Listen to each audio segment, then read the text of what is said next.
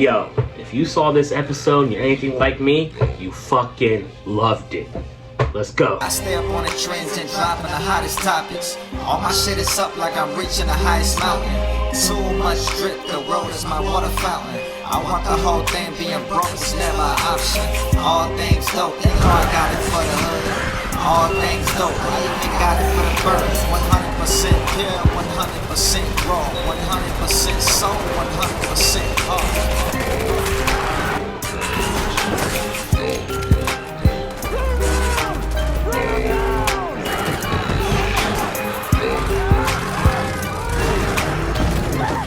Yo, welcome to All Things Dope, episode 5. My goodness, I don't even know where to start. I don't know where to end, but I'm gonna go like this. This episode was absolute fire.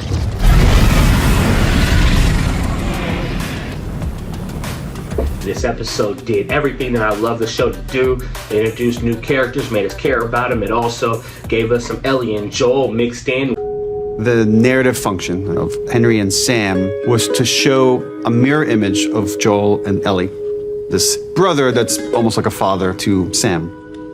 A person that's willing to do anything to protect his brother. You go with Henry and Sam, and he ends up being the one who betrays Catherine. So Catherine's brother was the leader of a revolution, and he looked up to him, you know? But his brother had leukemia, and the only medicine that they had, or he could get, would be from the Fedra agent, so that would cost a lot, so he had to give a lot. And what he had to give was the leader of the rebellion, someone he looked up to and respected. But he did it for his brother. Now, let me ask you something. You got kids, you got a little sister, you got a little brother, you got someone you look after, someone you care about, and that you'll do anything about. I'm a parent myself, and I'll tell you this.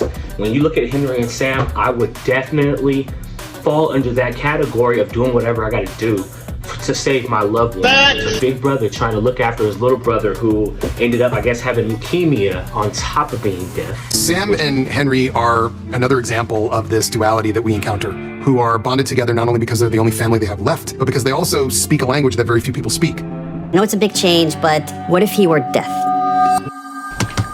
And it's a way that Sam has to rely on Henry even more. They're going to help us escape. And let's say this is the only family you got left in the world. Would you do the same thing? The one thing about this show, if you played the game, you know all good guys are the bad guys in someone's story. All bad guys are the good guys in somebody's story. And that's what I love about The Last of Us. It paints the pictures and shows you multiple perspectives of things in life and how not everything is just black and white. And I love that because life is not black and white.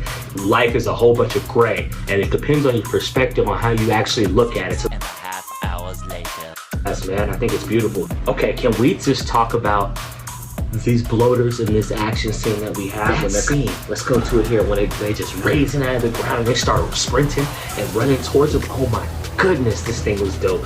This is the best action sequence that this show has had, hands down. And, oh, talk about that bloater. Why did he come out the ground and then come out like he was the motherfucking Undertaker? Oh my God!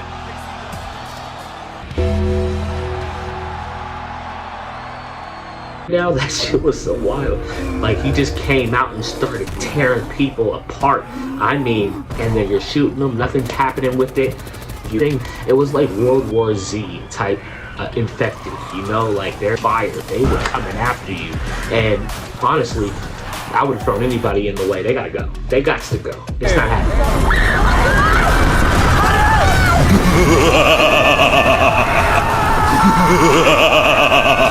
It's not happening. You feel me? Like, that's, oh my gosh, this episode was so good when it came to that, man. And then we end up going to the parts where we find out that Sam has been bit. And Sam is bit on the leg by an infected. Him and Ellie are having a back and forth. He asked if the monster is the same inside, even once they turn into a monster. And then Ellie goes ahead, cuts her thing and says, my blood is medicine. Tries to put it on him, tries to help him. I give me so much of the game, you know, when it comes to both parts of this scene where, you know, Ellie wakes up and checks on him and he's just clicking out, you know. Sam? My fucking brother!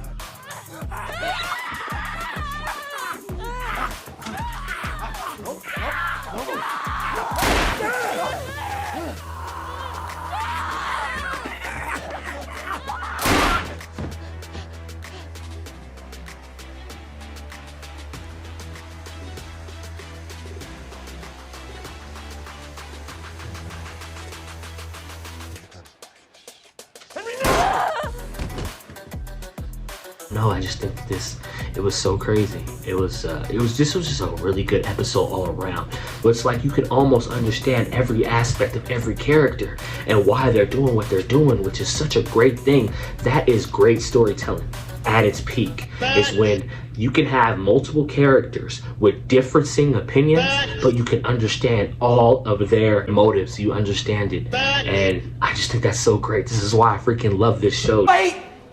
There's more. I want to cry that there's only 4 episodes left. There are only 4 episodes left, and that's why I call episode 3 such a waste. But let's not talk about that. 4 episodes left. What am I gonna do? Dope or nope for this episode? We are gonna go dope.